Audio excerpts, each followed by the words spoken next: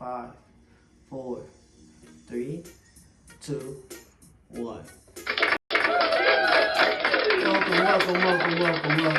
Welcome.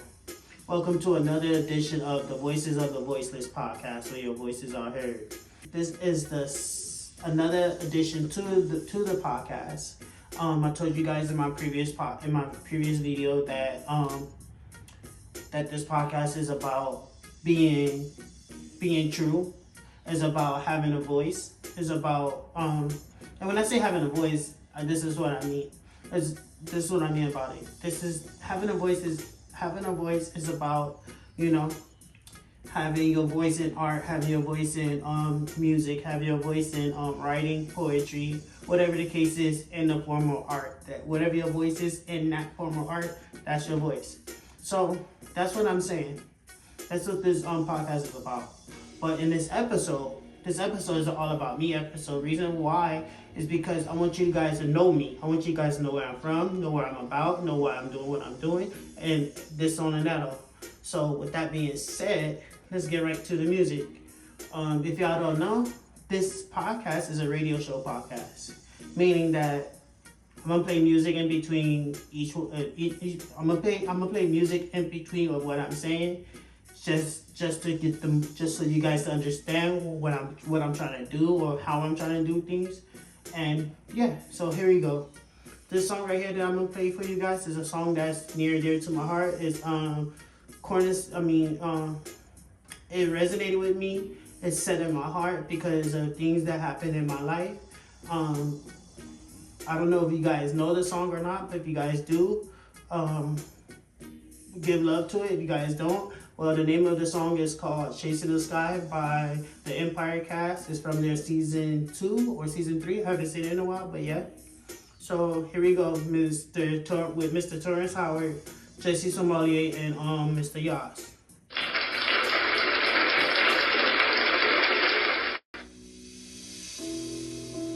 Open your eyes to what you love to hate. You're up in the sky, yeah, but you ain't flying straight. Where do I go when I can't go home? 'Cause you sold it, you lost yourself, and you were just no more. Take every piece of me, whatever you need. My mind is changing, and I can't hide, but you know where I'll be, my love.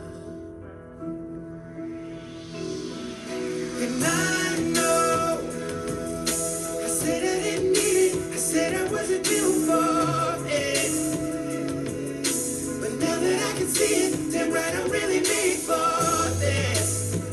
Chasing the sky, trying to fly, and now I see just why it had to be so hard for me. You in my role, they'll feel your legacy.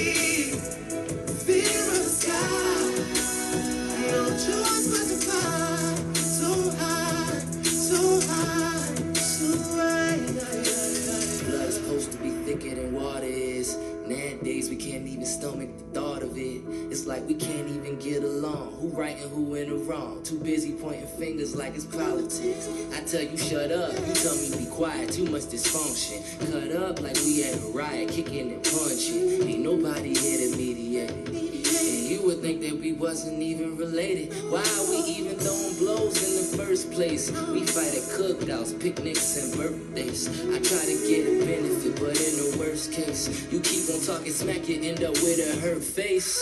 And we tried everything, now it's time for plan B. If Bloods and Crips can reconcile, why can't we? I guess I'm ratchet like my mama and my papa. I'm chasing the sky, and I ain't talking about the vodka. Let's fly. I'm a perfect man.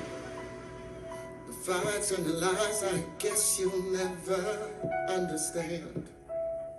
A mother and father who wanted for you much more than life is a sleight of hand. You hate it today, and my love for you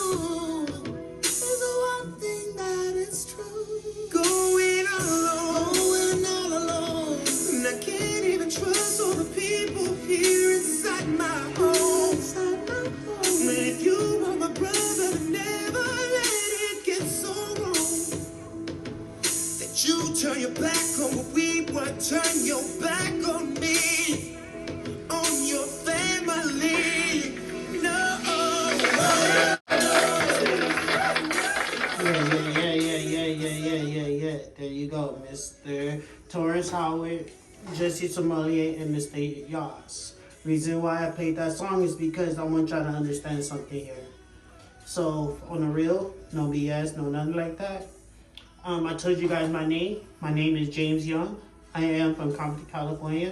Currently live in Arizona. Now, there's a big story right there. So, the big story is I'm a former foster child. I've been a foster child. I was a foster child from age 0 to the age I aged out of the foster care system.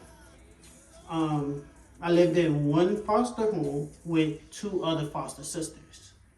We all grew up together at the same time, went to the same schools, elementary, middle, and high school. To be honest with you guys, my foster mom had, I would say early in 2000, I can't even say, but early in 2000, we had 2, incidents, yeah. We had 2 incidents where 2 people had died in her family. One was her mom, the other one was her sister. And she took in 2 other people from her sister. And at that time, we was cool with it because when it came down to it, we wasn't like mad about it or anything. We was like, all right, cool, new people. Let's get to it. Let's continue to do what we do here. Let's continue to live or grow, whatever the case was. And so we did that up to the point where I heard something that I shouldn't have heard. It should have been told to me. It should have been told to me as a kid, as they like sat me down and told me. But no, I overheard it because I was walking through the house, and what I overheard was that I wasn't the one that my foster mom really wanted. She only wanted girls. And so when she said that hit me. And when that hit me, I just never looked at her the same at all. Still to this day, I don't look at her the same. I don't even call her mom. I don't even call her. That's why I use the word foster mom. Sometimes I just won't even say foster mom. I won't even mention her in my life anymore. But anybody asks me, I will literally use foster mom because that's what she is. And she never adopted me. She was only my legal guardian. And so, yeah, from there on, like I said, me and my foster sister, we went to the same school together. And when we was in high school, our senior year, one of them got pregnant and the other one was going through, I'll say, life situations. And I was the only one that was stable enough to graduate high school. To be honest with you guys, I don't know if they did, so I'm not saying that they didn't. But I'm saying what I did because it was what I know I did.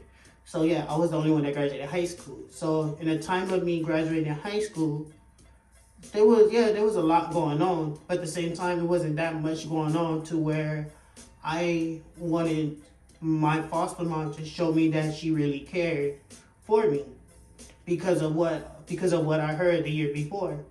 So when my graduation came around, she didn't show up. That really put this thing in my heart. And then after graduation, she just treated me like I was a stranger, and that was crazy. And so then after that, I forgot to mention to you guys that she also had 2 sons prior to her foster kids coming in. And her sons was about, her sons is honestly 15. One of her sons is 15 and her other son is 17 years older than me. So with that being said, going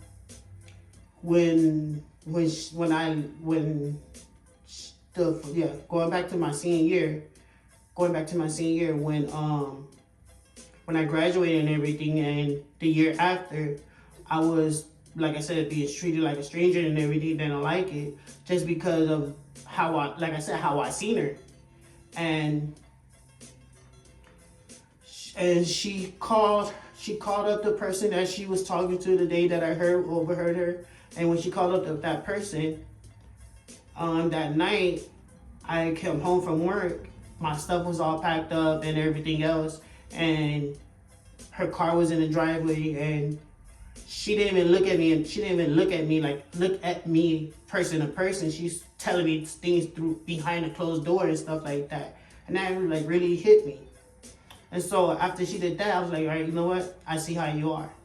So then after that, I moved in with her son, because her son asked me if I wanted to live with him to help him, and he would help me in certain ways. And the last year when I lived with him, not last year, but the last year that I lived with him, I had saw a man that was younger than me, in a higher position than me, at work. And I saw him, and I asked him, I was like, hey, how old are you? He's like, oh, I'm 20. And I'm like, really? I'm 20, I'm 23, 24. How you get this position? And he told me what he did and everything. I was like, okay, I see. I gotta do that. So me thinking of what I wanted to do to get in a higher position, I didn't think about not having another job.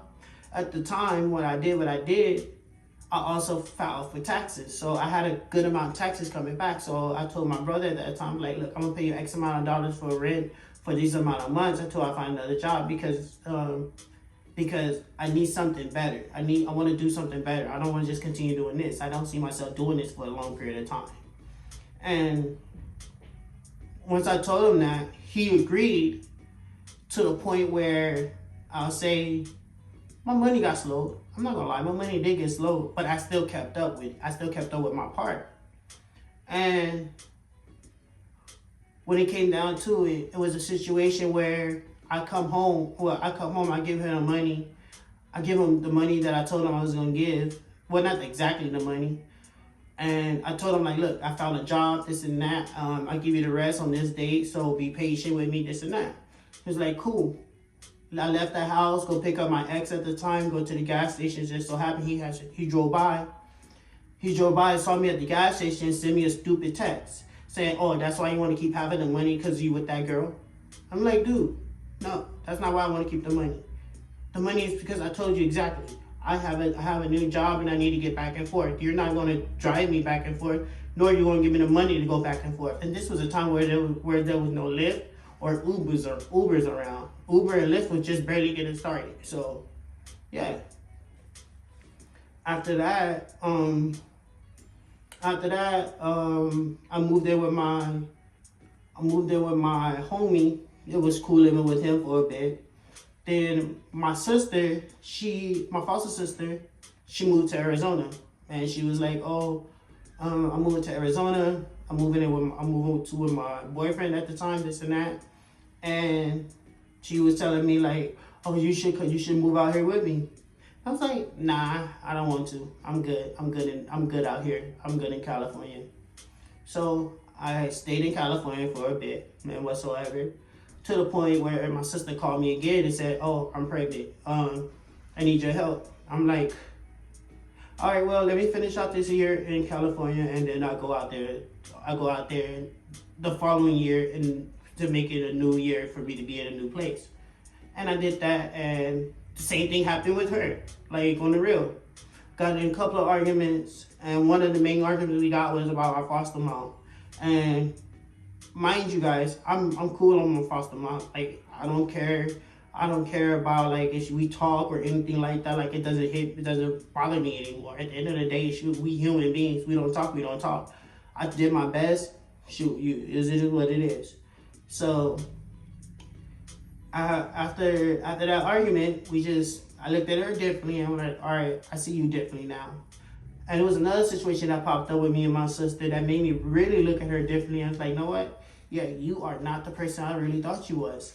Just from coming up in that house together, you are not the person I really thought you was, because I really thought you would know things. So after that, I got my own place, and I've been out here in Arizona ever since then. And it's been, 3 years? So yeah, 3 years by myself, living doing things and making stuff happen. That's how I've been. So at one point it was pretty hard. Like, I'm not gonna lie, because I foresaw this. I foresaw me living alone. I foresaw me not talking to family or my foster family and stuff like that. I foresaw it. Like, I saw it when I was living with my brother, and I was fighting it so much to the point where I was like, you know what? I'm fighting not living with my brother, but at the same time, I feel like I wasn't really being treated like a brother even with my sister. And then we go back to my mom, my foster mom. I wasn't treated like a son. I was treated like, oh, there go that person right there. That's it. That's how I was treated. So, I mean, that's how I felt I was treated. So I was like, you know what? I do gotta get on my own, and that's what I did ever since then. So when I did that, I was able to,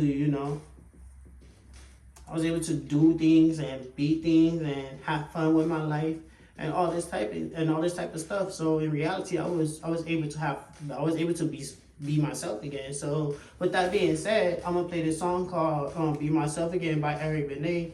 This song is gonna wrap everything that I told you guys all up into like 3 minutes and 50 seconds, maybe a little bit more. So here we go, Mr. Eric Benet, "Be Myself Again."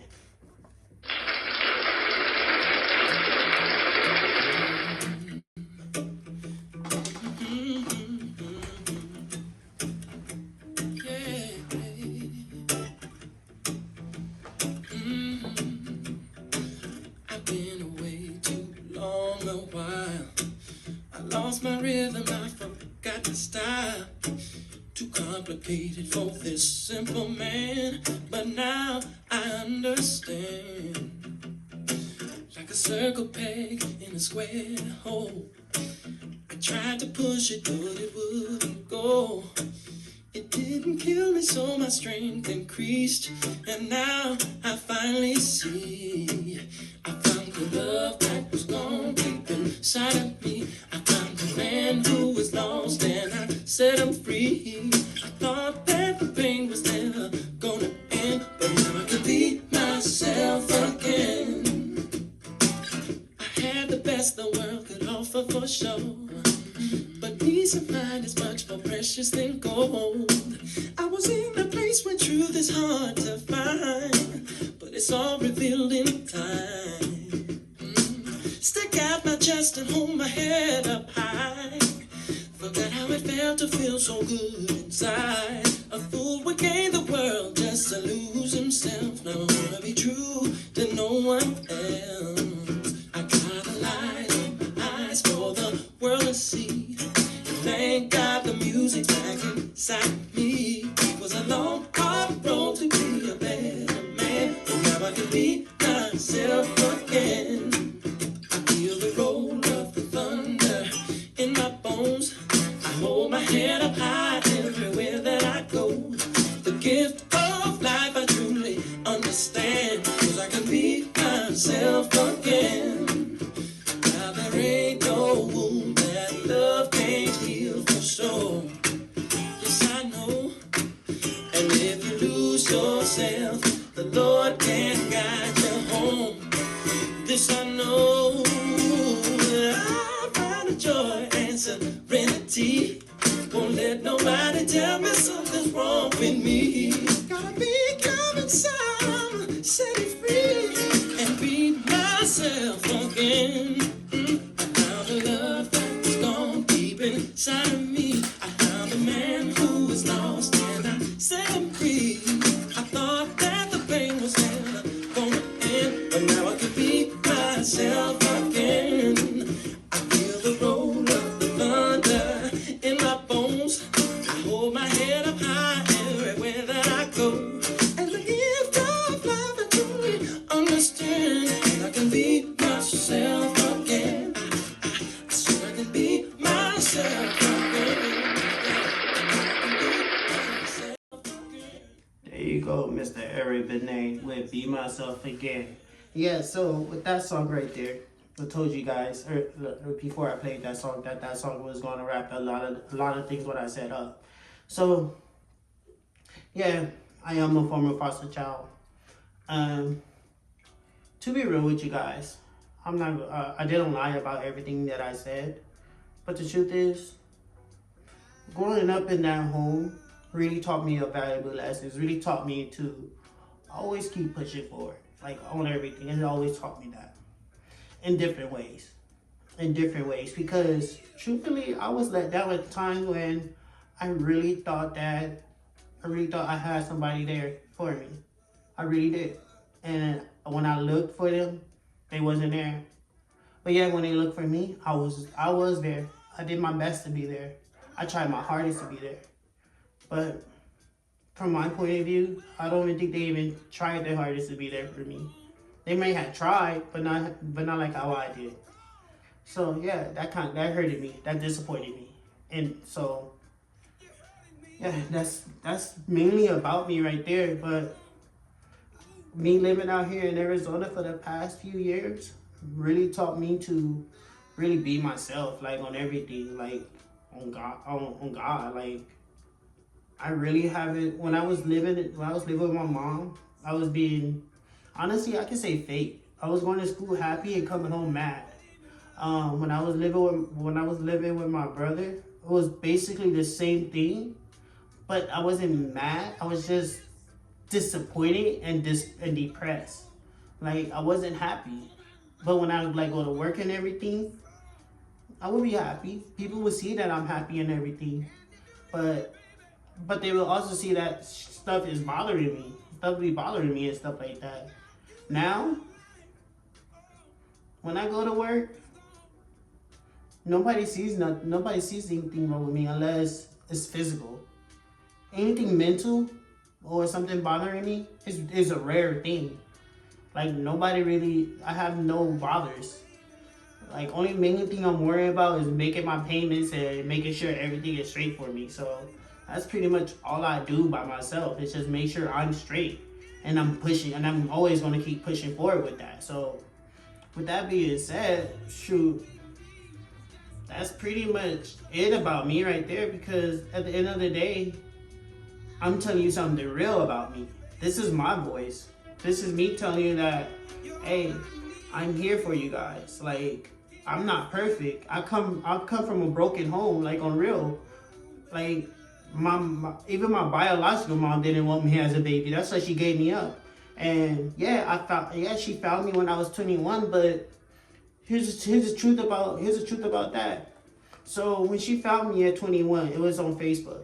I was in my room living at my mom's house. Second year out of high school, not like living at my mom's house and for years. No, it was second year after high school. I was living at my mom's house, and she hit me up and everything. She was like, "Oh my God, is your name James? Is your last name Richmond? Do you know this person? Do you know that person?" I'm like, "Okay, who are you and how you know these people and how you know my last name?" And then she told me, and I gave her my address at the time, and we linked up. We met up. We talked about life. She showed me her side of the family, and all that type of stuff. And after that, that was it. She helped me get a car, and then after she helped me get a car, she just slowly disappeared. Just slowly disappeared. One time, my car had got impounded because this was my second year of driving out of high school. And when I was in high school, I didn't need to drive. So me getting out of high school, yeah, I started to drive. So it was my second year out of high school, and I'm starting to drive and everything. And I guess you could say I parked in somebody's driveway or whatsoever in LA, down the street from my foster grandparents' house. And what happened is my car got towed. And I called her, what was that, 4th of July weekend? So it was like the day before, 2 days before 4th of July. And I asked her, I was like, hey, can you help me get my car at the impound? I'll pay you X amount of dollars, this and that. If you help me. She was like, yeah, I'll help you. Then she disappeared. Literally disappeared. So I got my car out. After I got my car out, I called her up, didn't answer. I'm like, okay, why you not answering? I don't need your help no more. I'm calling to check in, seeing how you are and everything. Didn't answer. Okay, cool. Now that's strike two, because the first strike is that she didn't. She said she was gonna help me during 4th of July. She didn't. She did. She let me. She let me hang it. So the second time I called her just to check in on her, yeah, she probably thought that I was calling for money, which I wasn't. But she didn't answer and this and that. Cool. And so then the last time I called her, I was getting put out of my mom's house, and she was like, "Well, I'm sorry, I can't help you. If I help you, you gotta do this, do this, do this." I'm like, "Okay, and I'll do it." But she never showed up.